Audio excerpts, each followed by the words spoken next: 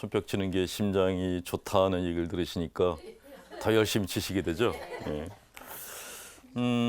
손뼉도 그렇고 이제 발도 이렇게 발가락에 부딪히면 좋다 그러더라고요.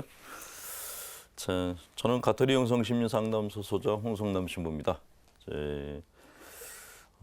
지금 제가 강의하는 내용들이 방어기제에 대해서 설명을 드리고 있는데 지난번에는 융합에 대해서 설명을 드렸고 오늘은 그 융합에 이어서 투사라는 것에 대해서 좀 설명을 드릴게요. 이 방어기제들의 이름이 다 어려워요.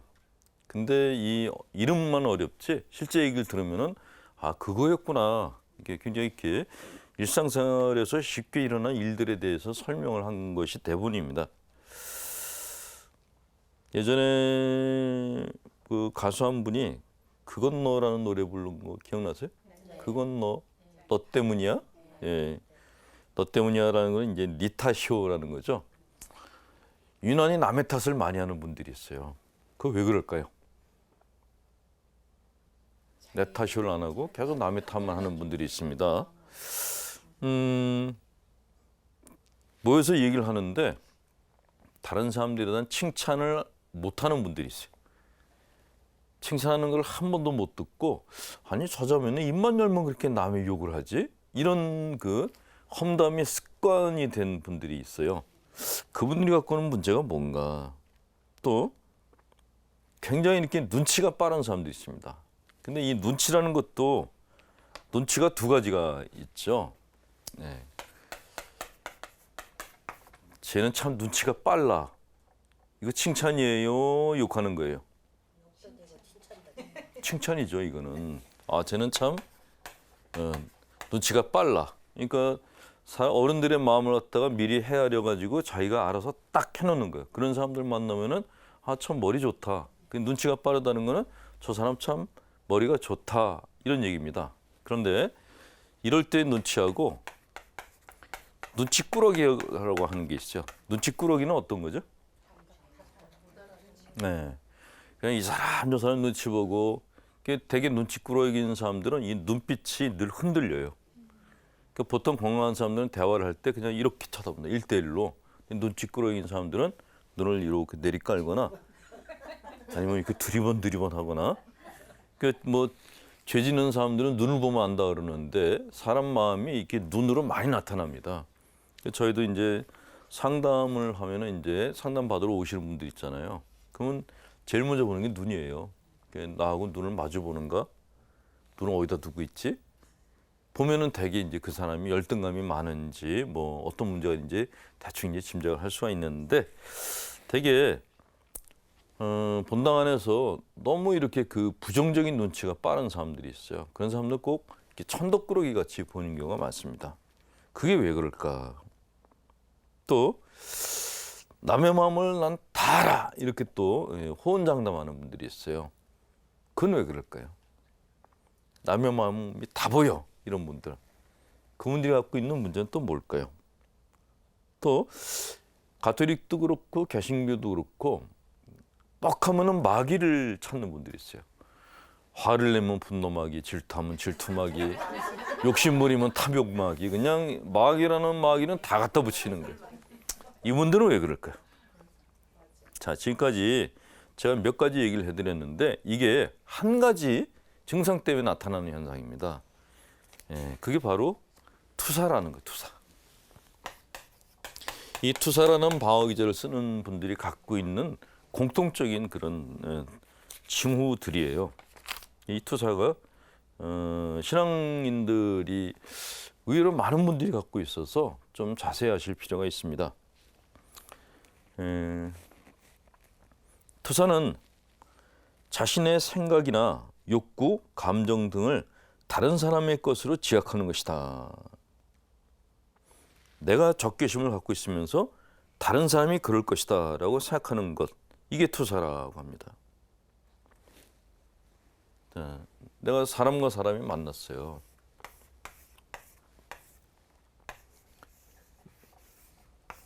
만약에 이제 김이라는 사람과 이라는 사람이 만났어요. 근데 내 마음 안에 감정이 있단 말이죠. 이 사람 마음에도 감정이 있습니다. 근데 내가 갖고 있는 감정 중에 내가 인정하기 싫은 것들이 있어요. 내 안에는 감정 중에서 불편한 감정이 뭐가 있을까요? 분노, 미움, 적개심, 질투, 뭐 소위 얘기하는 이게 옛날 교리에서 얘기하는 칠죄종이라는 게 있죠. 7가지의 그 종, 어떤 이렇게 죄의 씨앗이 되는 것들이 있다 그러는데 그런 것들에 대해서 우리가 굉장히 불편하게 생각합니다. 근데 그게 내 안에 있음에도 불구하고 없다라고 생각하게 되면은 저 사람한테 내가 그걸 뒤집어 쓰게 돼요. 그러니까 이 투사라고 하는 방어기제는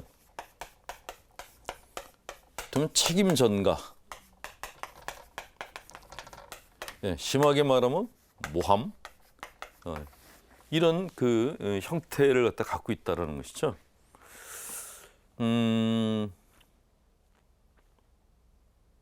예를 들어서 내가 화가 났는데 저 사람이 화가 났다라고 얘기를 하는 거예요. 이게 이해가 되실까요?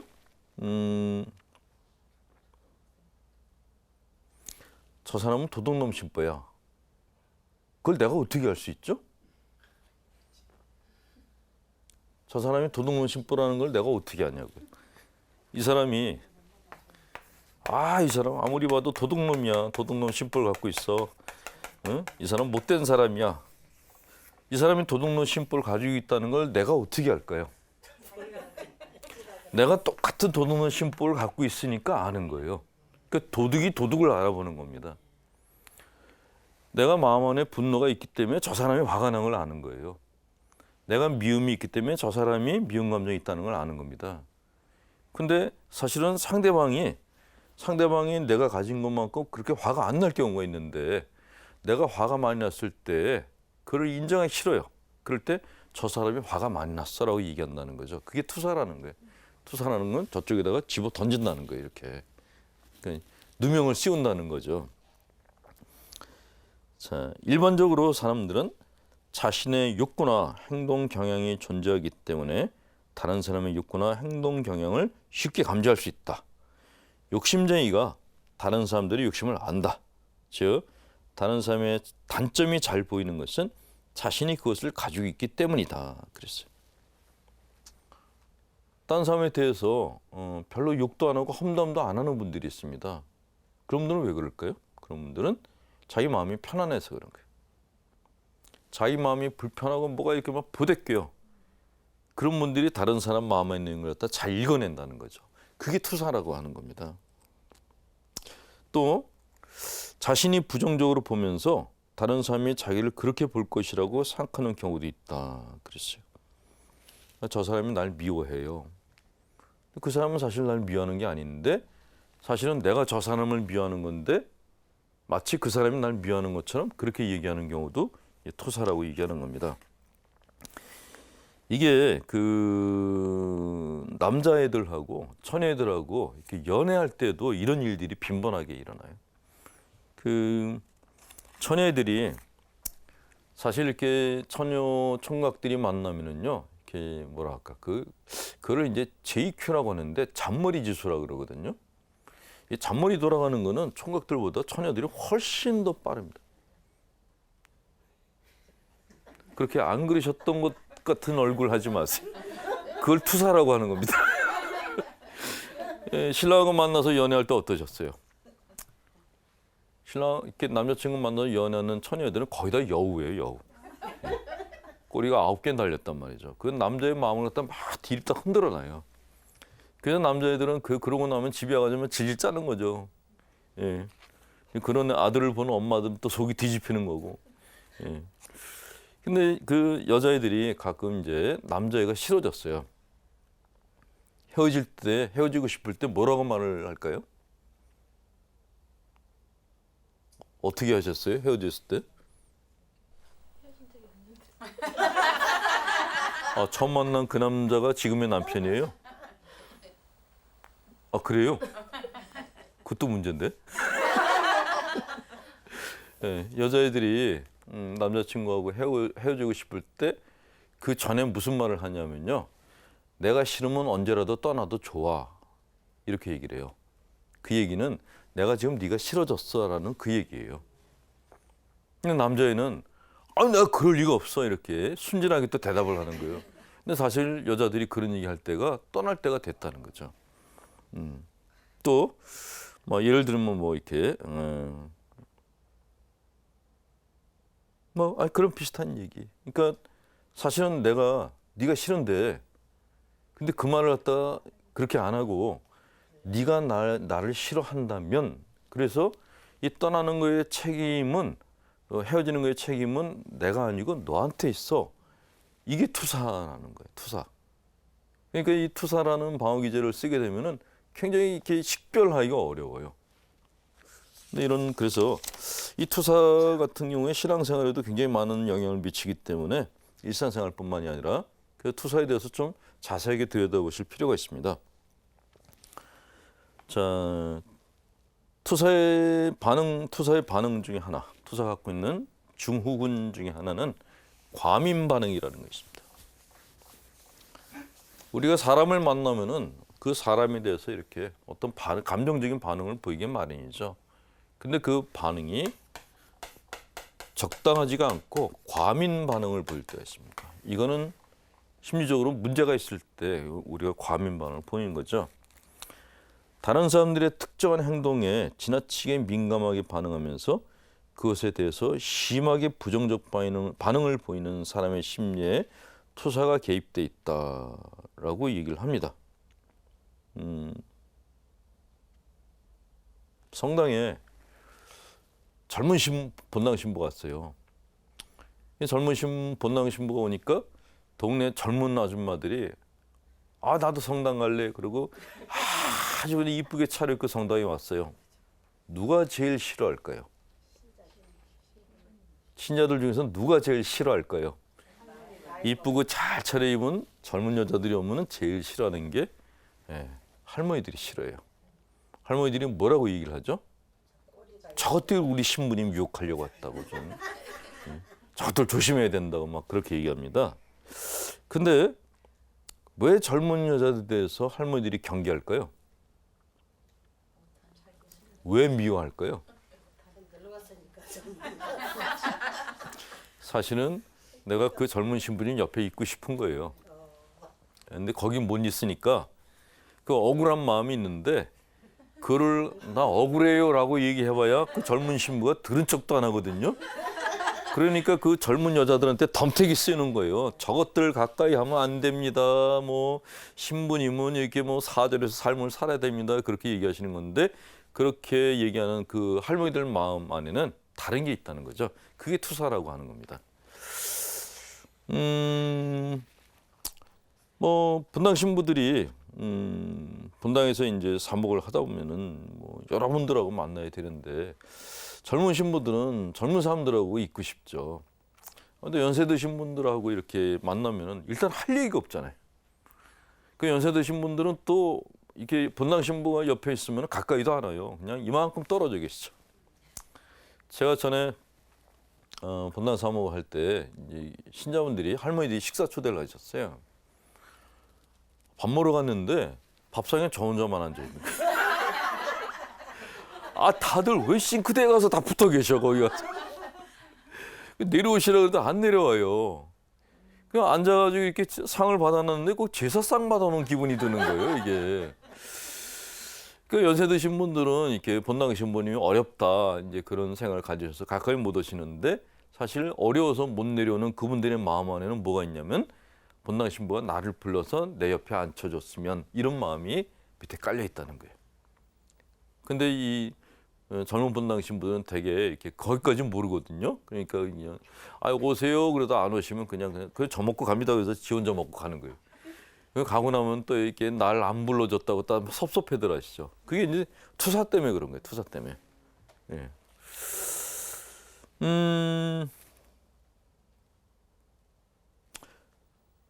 옆집 사람이 외제차를 타고 또 해외여행도 자주 나가요. 그런 걸 보고 부러워하는 사람이 있는가 하면 이런 때 저렇게 다니면 어떻게 욕을 하는 사람도 있어요. 욕하는 사람들은 왜 욕을 하는 걸까요? 나는 못하는데 나도 하고 싶은 거예요 그게. 그러니까 말로는 뭐 이렇게 뭐 정의 뭐 이렇게 말로는 뭐 이렇게 다 그러는데 이렇게 내가 얘기하는 그 내용에 내가 어떤 말을 해요. 근데 그 말을 하는데 이 말에는 반드시 감정이 섞여 있어요. 근데 이 감정이 너무 지나친 분노와 적개심이야. 그러면 대개 이 사람은 자기가 하는 말에 반대되는 생각을 가지고 있어요. 반대되는 생각. 예를 들어서 이런 때 해외여행을 나가는 거는 그 정이 사람이 할 짓이 아니야. 이런 얘기를 하는, 그리고 화가 나서 그런 말을 하는데 그런 말을 하는 사람 마음 안에는 나도 나가고 싶어. 이게 깔려 있다는 거예요. 그래서 과민 반응을 보이는 겁니다. 이걸 투사라고 한다는 거죠. 내가 가고 싶은데 못 가고 저게 나쁜 놈이야 그러면서 이제 뒤집어 씌워 버리는 거예요. 예. 또 그러니까 이런 투사가 가장 심하게 일어나는 게 언제냐면은 예전에 공산주의자들이 이렇게 집권했을 때는 인민재판이라는 게 있었죠. 뭐 유교를 겪은 그 우리 옛날 분들이 얘기하시는 거 들어보면은 동네에서 이렇게 꽤 잘 사는 사람을 갖다가 마당에다가 꿇어앉혀 놓고 그 당시 이렇게 동네 사람들을 모아놓고 인민재판했다 그러잖아요. 근데 그때 막 죄목을 막 읽는 거예요. 뭐 이자가 뭐 부자인데 뭐 혼자서만 뭐 해먹고 그런 얘기를 하면서 주변 사람들이 분노를 막 이렇게 불러일으키는 겁니다. 근데 그때 저놈 때려 죽여야 된다 그러면서 돌을 제일 먼저 던지는 사람이 어떤 마음을 갖고 있냐면은 자기가 부자가 되고 싶은데 못된 사람인 거예요. 이런 비슷한 것이 공산사회에서만 있는 건 아니죠. 이게 자본주의 사회에서도 있어요. 우리나라에서도 인민재판이 벌어지고 있습니다. 말만 인민재판이 아니지 실제로는 벌어지고 있어요. 어디서요? 여론에서. 네. 지금은 인터넷에 올라오면은요, 이건 인민재판보다 더해요. 인민재판은 동네에서 하잖아요. 동네 사람들끼리. 인터넷에 뜨면 이건 국민재판이에요. 훨씬 더 잔인해요. 이것 때문에 자살하는 사람들 많잖아요. 그 연예인인 최진실 씨 자살했죠. 노무현 대통령도 그 양반도 자살했죠. 그게 사람 죽이는 거예요. 그러니까 우리는 뭐 공산주의자들이 인민재판에 대해서 굉장히 많이 비난을 하는데 우리는 그보다 더한 짓을 하고 있습니다. 이렇게. 근데 이렇게 인민재판을 하고 여론재판하는 사람들이 가지고 있는 문제가 뭐냐? 투사라는 거죠. 내 문제를 안 보고 저 사람이 나쁘다라고 그냥 손가락질을 해대고 있는 거예요. 니타쇼를 많이 하는 사람들이 그게 투사라는 방어기제를 쓰는 사람들이다라고 생각하시면 됩니다. 네. 자, 그다음에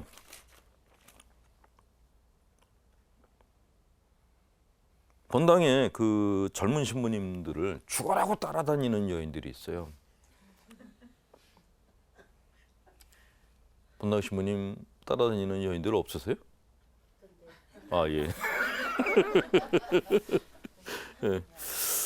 뭐 본당 신부님들이 뭐 성격이 까칠한 분들은 이제 아무도 못 따라다니는데 이렇게 잔정이 좀 많고 얼굴이 좀 괜찮고 그런 신부님들은 이렇게 따라다니는 소녀들이 많아요.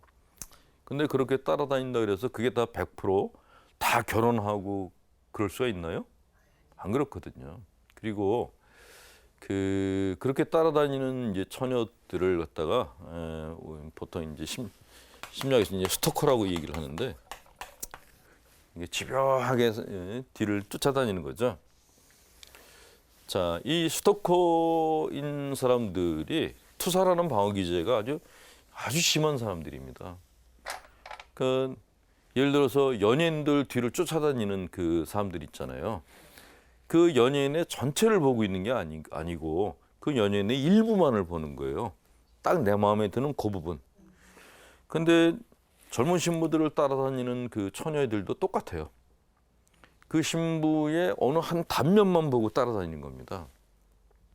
근데 가끔 이제 젊은 신부들이 처녀들이 하도 그냥 중내산에 따라오니까 아이 그래 내가 뭐 이렇게 그 젊은 처녀 하나 죽이면서까지 사제생활을 할 필요가 뭐가 있냐.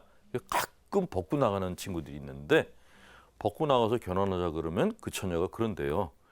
나는 사제복을 입은 당신이 좋아서 이렇게 따라다닌 거지 옷 벗은 당신이 좋아서 그런 거 아니라고. 그 벗고 난 다음에 체인 그런 젊으신 분들이 있다는 얘기를 들었어요. 이 방송을 듣는 보자 신부님들은 내 말을 다시 한번 유념하시기 바랍니다. 여러분들을 따라다니는 처녀들이 절대로 여러분들의 모든 걸 다 사랑해서 따라다니는 것 절대 아니니까 그런 처녀들이 따라오거든 상대를 안 하시는 게 좋아요. 벗고 나가서 후회하지 마시고 끝까지 사제상을 하시기 바랍니다. 자, 이렇게 자기가 좋아하는 것을 갖다 상대방한테 투사를 시켜가지고 사실 내가 좋아하는 상대방은 내가 갖고 있는 좋아하는 남성상을 그 사람한테다가 이렇게 씌운 거예요. 근데 그는 내가 갖고 있는 것을 이상화시켰다고 얘기를 하는데 그렇게 해서 좋아하는 사람들은 되게 정신 상태가 신경증하고 정신병 사이를 오르락내리락 합니다. 사람의 인간의 심리 상태를 크게 정상, 신경증, 정신병으로 나누거든요. 근데 보통 사람들은 그냥 정상에서 신경증 사이를 왔다 갔다 해요. 뭐 친구들하고 커피 마시면서 깔깔대고 웃다가 집에 가서 남편한테 승질 막 부리다가 이제 정상하고 신경증 사이를 왔다 갔다 하는 거죠. TV 드라마 보면서 웃다가 아들 얼굴 보고 확 신경질 부리고 이게 거의 모든 정상인 사람들의 특징이에요. 여기서 왔다 갔다 하는 거예요. 나는 하루 종일 신경질 안 부리고 산다. 그런 분 혹시 계세요? 그런 분들은 이제 거의 이제 정신병자라고 보면 되는데 하루 종일 싱글벙글 웃는 거는 그냥 정신병원에 들어가 계시죠. 정상인 사람은 정상과 신경질 사이를 왔다 갔다 합니다. 그런데 여기 투사가 심한 사람들 있잖아요. 저 사람이 내 이상형이야. 저 도둑놈이야. 이런 사람들은 신경증과 정신병 사이를 왔다 갔다 해요.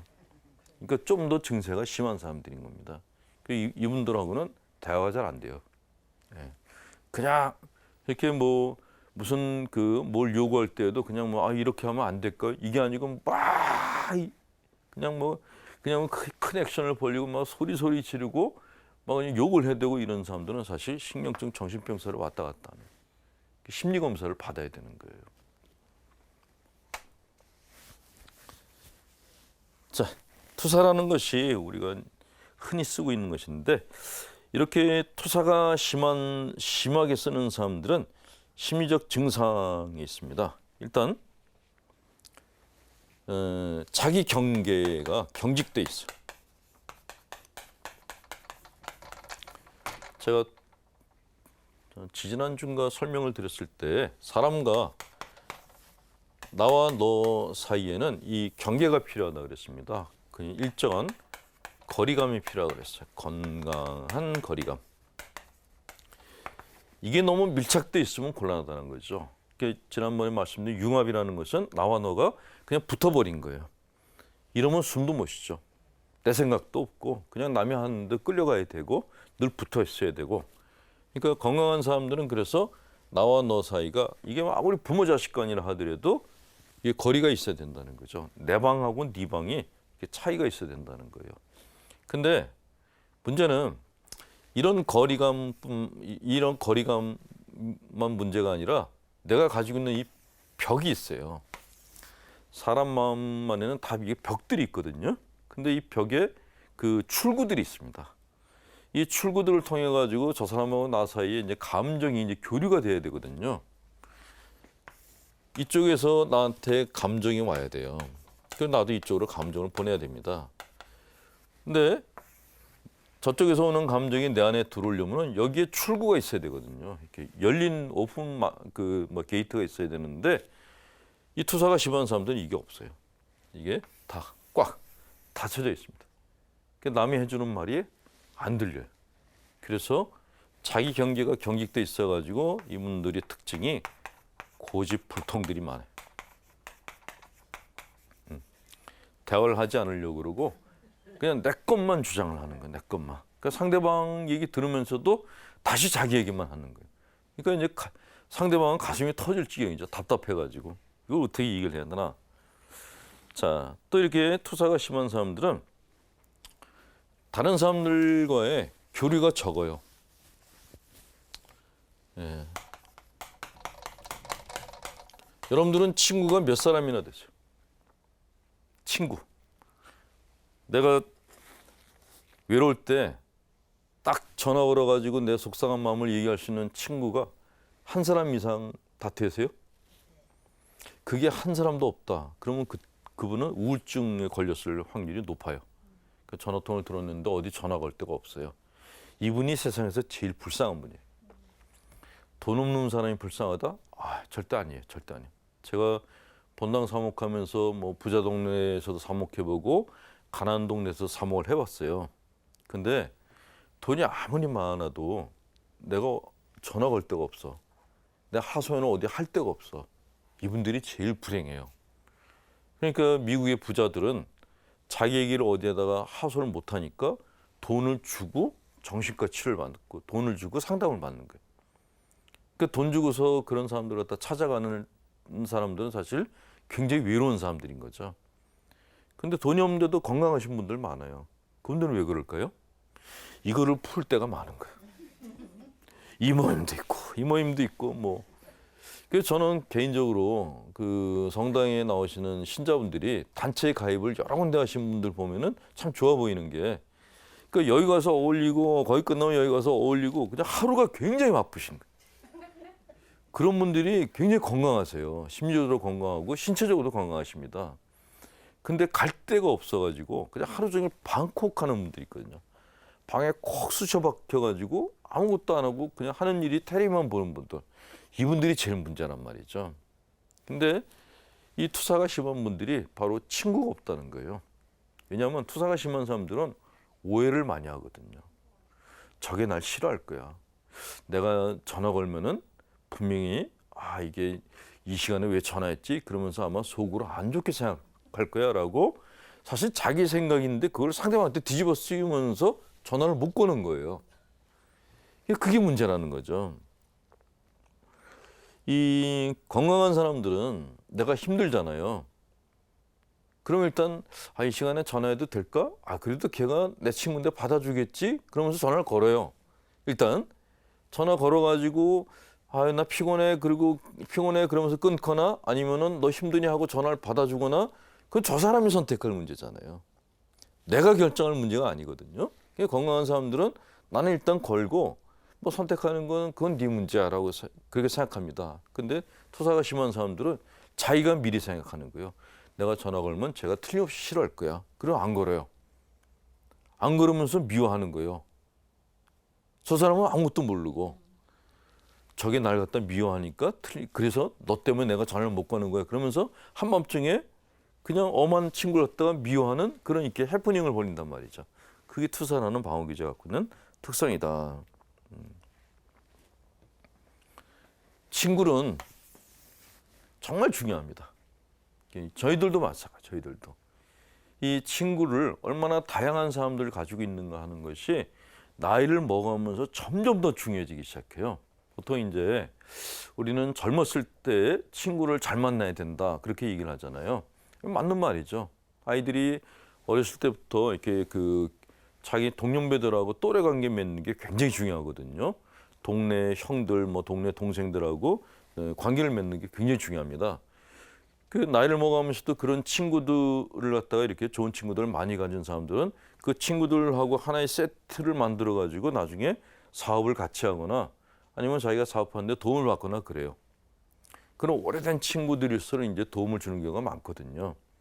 근데 되게 성공 심리학자들은 젊었을 때 그래서 친구를 많이 가지라라고 얘기를 하는데 노인 심리학자들도 똑같이 얘기합니다. 노후에 건강하게 지내려면 친구를 많이 가지고 있어야 된다고. 노인이 되면은 시간이 많아져요. 외로울 시간이 많아지는 거예요. 그 외로울 시간을 갖다 달랠 수 있는 방법이 뭐가 있겠습니까? 친구밖에 없어요. 성당 가서 기도하면 되지. 하나님이 나만 바라보네? 세상 사람을 다 챙겨야 되는데 거기 앉아가지고 나만 바라봐줬으면 좋겠어요. 그러면 이제 스토커가 되는 거죠. 하나님 입장에서는 이렇게 웬 스토커가 왔나? 그러니까 부모님이 이렇게 생각하시면 돼요. 부모님이 애를 갖다 키우는데 애가 밖에 나가서 친구를 안 만들고 하루 종일 엄마만 바라보고 있어. 이게 좋은 일일까요? 안 좋단 말이죠. 애들은 애들끼리 놀아야 돼요. 하나님이 원하시는 것도 하루 종일 당신만 바라보면은 얘가 문제가 있는 거 아닌가? 사람들하고 같이 어울려 노는 걸 봐야지 당신도 행복하단 말이죠. 그게 부모 마음이나 하나님 마음이나 똑같단 말이에요. 근데 아니 나는 세속을 멀리 할 거야. 나는 세상을 멀리 할 거야. 나는 사람을 멀리 할 거야. 나는 하나님만 가까이 할 거야. 이런 분들은 문제예요. 이런 분들이 나중에 뭐 수도원을 들어가요. 근데 수도원 들어가면 거기 사람이 없나요? 거기도 같은 수도자들끼리 살아야 되는데 아니 나는 저 수녀가 저렇게 사는 게 참 세속적으로 보여. 난 저 수녀가 안 어울릴 거야. 이 수녀도 싫고 저 수녀도 싫고 그러면 자기 독방에 혼자 살아요. 그 공동생활이 안 되는 거죠. 수도자로서의 자격도 결격이 된단 말이죠. 그 수도 생활이건 노후 생활이건 아니면 성공하는 삶이건 가장 중요한 것은 대인관계입니다. 그러니까 원만하고 다양한 대인관계를 가질수록 그 사람이 건강하다고 보는 거예요. 그래서 저희가 상담을 할 때에도 친구가 몇 명이냐고 꼭 물어봐요. 친구가 몇 명이고 연령별로 또 취미별로 물어봐요. 예. 그러니까 연세가 드셨는데 게이트볼 하는 친구, 화투 치는 친구, 뭐 바둑 두는 친구 이렇게 다양한 친구를 두신 그런 노인분들 보면 진짜 건강해 보이세요. 그러니까 친구가 그만큼 중요하다는 것인데 이 투사가 심한 사람들은 그런 친구들이 별로 없다. 그래서 문제다라는 말씀을 드릴 수 있고요. 그다음에 이분들이 피해의식이 많아요. 피해의식. 자, 피해의식은 사실 자신감이 떨어져서 생기는 그런 부작용입니다. 심적 부작용이에요. 내가 자신이 만만하면요 피해의식이 없어요. 자신이 만만하면 이제 오히려 다른 부작용이 생기죠. 공주병, 왕자병 이런 게 생기죠. 길 가는데 사람들이 쳐다봐요. 내가 멋있어서 쳐다본다고 생각하는 거예요. 다. 그게 이제 그런 왕자병, 공주병인데 이 자신감이 너무 부족하면은 사람들이 날 쳐다보면 내가 뭐 화장을 잘못했나? 이렇게 생각한다는 거죠. 그러니까 피의식이 강한 사람은 자신감이 부족한데 자신감이 부족한 사람들이 갖고 있는 방어기제가 투사다라는 것이죠. 본당에서 미사 끝나고 신자분들이 이제 막 한꺼번에 나오십니다. 그러니까 본당 신부는 혼자잖아요. 신자분들은 막 줄지어 나오시고 그러니까 본당 신부가 신자분들하고 인사를 해야 되는데 신자분들이 한 줄로 나오는 게 아니거든요. 이렇게 여러분이 나오세요. 그러니까 성당 마당에 본당 신부가 이렇게 서 있는데 신자분들이 이렇게 막 그냥 한 줄도 아니고 여러분이 막 섞여가지고 그것도 뭐 애들도 껴있고 뭐 할머니에 막 섞이는 분들이 한꺼번에 이렇게 지나가요. 누구한테 눈을 맞춰야 될까요? 본당 신부 입장에서 지나가는 분들하고 눈을 맞춰야 되는데 어떻게 맞춰요? 눈을 맞출 수가 없거든요. 그러니까 본당 신부들이 되게 그냥 건성으로 이렇게 대충 한 줄에 한 번씩 이렇게 합니다. 그런데 문제는 심리적으로 건강한 사람들은 본당 신부님이 우리하고 다 눈을 맞추지 못해. 그냥 이해하고 지나가십니다. 근데 투사가 심한 분들은 본당 신부가 날 미워해라고 합니다. 저도 여러 번 그런 걸 경험한 적이 있었는데 평일미사 때인데 신자분 한 분이 오셔서 그러시는 거예요. 왜 다른 사람 인사는 다 받으면서 내 건 안 받냐고. 근데 저는 그분이 기억이 안 나는 거예요. 기억이. 아니 이분을 내가 어디서 봤더라 했더니 몇 월 며칠 날 몇 시 미사 때 당신이 이렇게 지나갔는데 쳐다도 안 봤대요. 그래서 제가 그럼 제 앞으로 지나가셨어요? 했더니 그건 아니고 사람들이 지나갔는데 저쪽 뒤쪽으로 이렇게 가면서 멀리서 나를 바라보고 갔는데 내가 쳐다도 안 봤다는 거예요. 그게 투사라는 거죠. 그냥 가까이 와서 지나가시면 되잖아요. 그걸 못하는 거예요. 자신감이 부족해서. 근데 멀리 떨어져 있으면서도 저 신부가 날 봐줬으면 하는 마음은 또 갖고 있는 거예요. 근데 안 보면은 나를 미워하나 봐. 이렇게 생각하는 거죠. 그러니까 그런 분들 만나면 진짜 엄청 피곤해요. 진짜 피곤해요. 예. 이분들은 타인의 이목에 지나치게 예민하며 심한 방어를 보인다. 그래요. 그 자의식이 지나치게 강하다라고 얘기를 합니다. 이 자의식이 강하다라는 것은 다음번 강의 때 좀 더 자세히 설명을 갖다 드리도록 할 텐데, 다른 사람이 나를 갖다가 보는 게 있는가 하면 내가 나를 갖다 의식하는 게 있어요. 그걸 자의식이라고 하거든요. 근데 내가 나를 갖다 보는데 너무 민감하게 보는 걸 이제 자의식이 지나치다 그러는데, 이 자의식이 지나친 사람들이 피해의식이 강해요. 그러니까 버스를 탔는데 차에 있던 여자들이 다 나만 쳐다보는 것 같아. 예를 들면 뭐 버스를 탔는데 처녀들이 쭉 앉아 있어요. 총각이 혼자 탔어, 가방 들고. 근데 사실 그렇게 타면은 다들 자기 얘기하느라고 아무도 안 봐요. 근데 이 총각 혼자서 저 여자들이 다 지금 나를 계속 바라보고 있어. 이게 자의식이 강한 사람들이 갖고 있는 문제라는 거죠. 네. 근데 이렇게 자의식이 강한 사람들이 투사가 심하다라고 얘기를 하는 겁니다. 자, 또 이렇게 투사가 심한 사람들은 다른 사람들 갖다가 낙인 찍기를 잘합니다. 낙인을 찍어요. 예, 막 소들 그 소주인이 소를 갖다 내 거라고 표시할 때 이렇게 막 불지잖아요, 이렇게. 근데 사람도 사람 마음에다가 이런 낙인을 찍을 수가 있습니다. 뭘로요? 심하게 비난을 하는 거예요. 그러니까 다른 사람에 대해서 저 사람은 이런 사람, 이렇게 심하게 낙인을 찍는 사람들이 있는데 그 사람이 사실 문제가 심한 사람이에요. 그게 우리나라에서 빈번하게 일어날 때가 많습니다. 특히 무슨 정치 문제가 생겼다 그러면은 이런 현상이 굉장히 심해져요. 예를 들어서 예전에 그 1920년대하고 6.25 그 사변 났을 그 즈음에 제일 많이 돌았던 말들이 반동 문자란 말이에요. 이 반동 문자는 좌익들이 우익들을 갖다 비난할 때 쓰는 말이었어요. 그러면 우익들은 좌익들 보고 뭐라 그랬죠? 빨갱이라 그랬어요. 참 무서운 말이죠. 그러니까 서로가 서로에 대해서 극단적인 적개심을 가지고서 낙인을 찍어버린 거예요. 그러니까 상대방이 어렸을 때 어떻게 자랐고 어떤 성장 과정 거쳤고 이런 건 관심 없어요. 그냥 저게 나하고 반대되는 생각 가졌어. 그러면 반동문자, 빨갱이 그랬어요. 근데 지금은 이렇게 못 부르죠. 못 부르니까 뭐라고 부릅니까? 이제는 빨갱이라고 안 그러고 좌파라 그래. 이쪽은 우파라 그러고. 예. 말만 바뀌었지 사실 안에 있는 내용은 똑같아. 달라진 게 없단 말이죠. 근데 여기서 또 요 근래에는 또 하나 또 진일보한 게 있더라고요. 하나 더 붙은 게 있죠.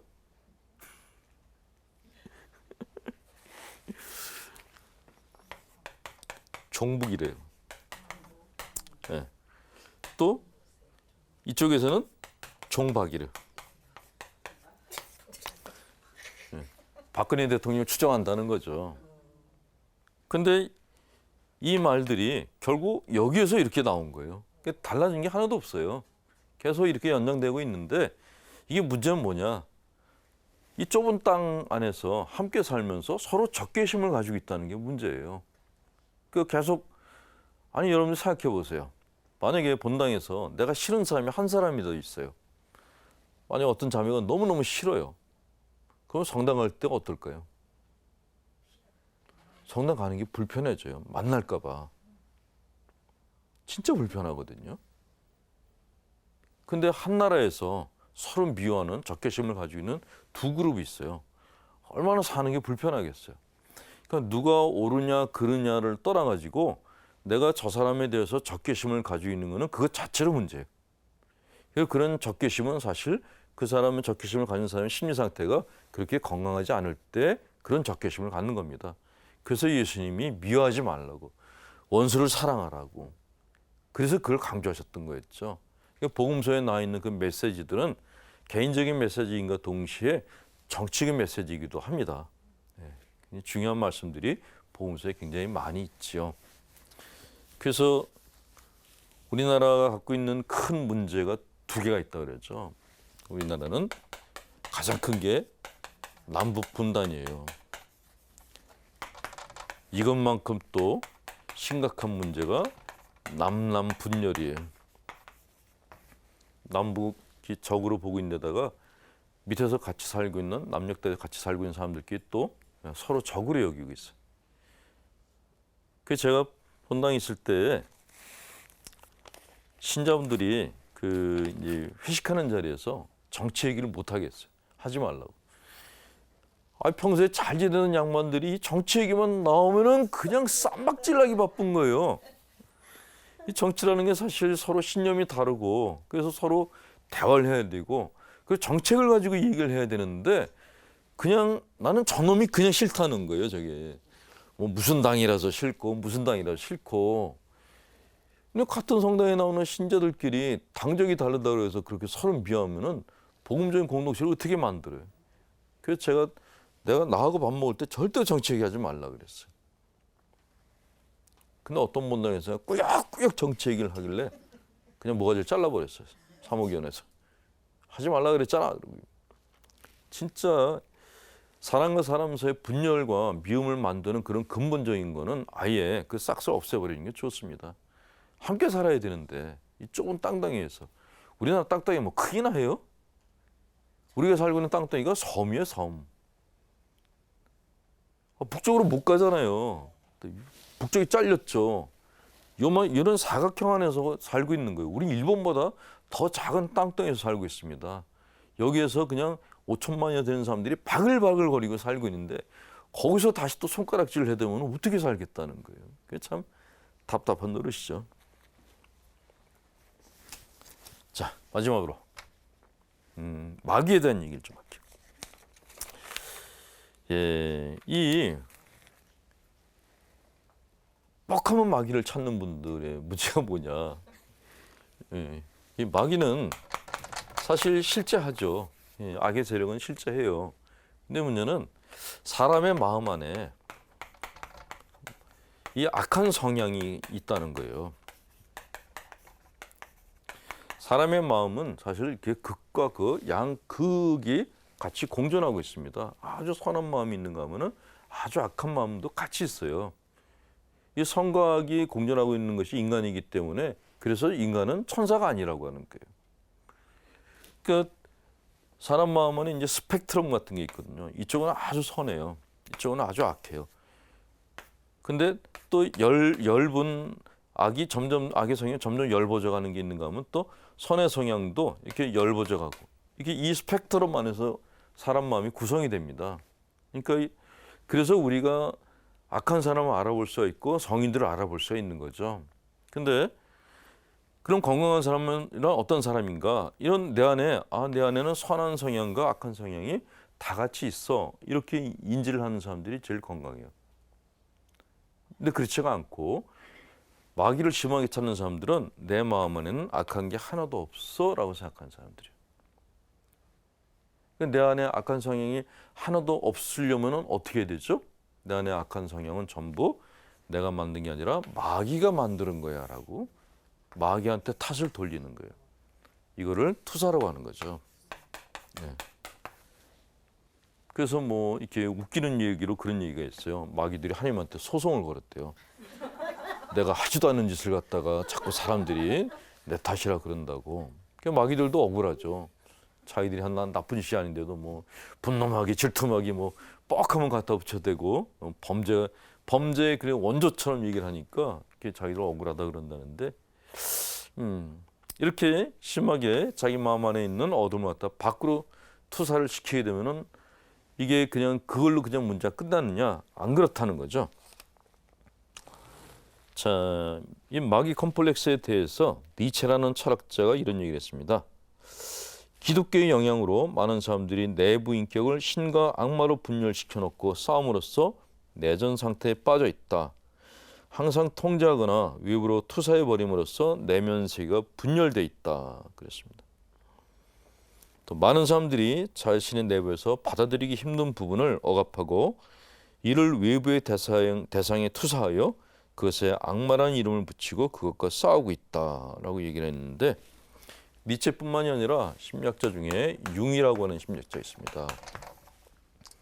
이 융도 비슷한 말을 했어요.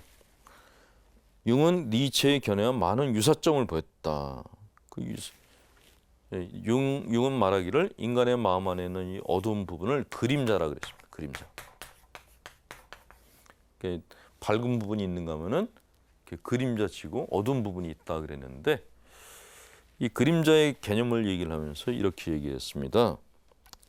투사는 사람으로 하여금 타인에 대한 견해를 흐리게 하고 객관적 판단을 저해하기에 위험한 것으로 보았다.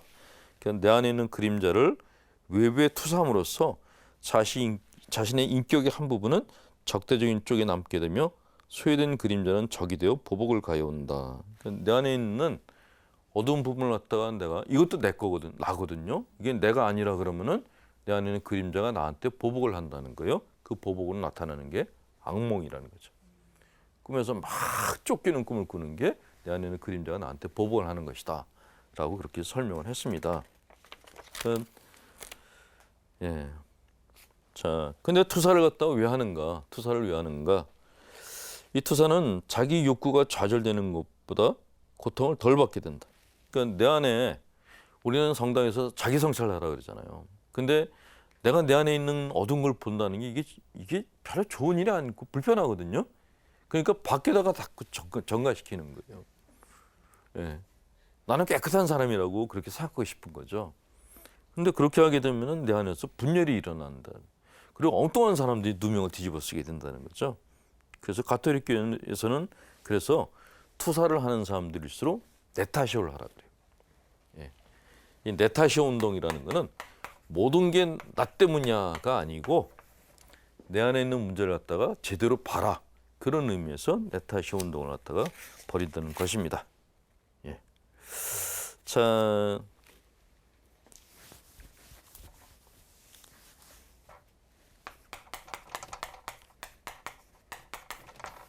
투사를 갖다가 줄이는 가장 좋은 방법 중 하나는 네타시오를 하는데 그 네타시오가 나하고 싸우는 게 아니라 나를 갖다 이해해가는 과정입니다.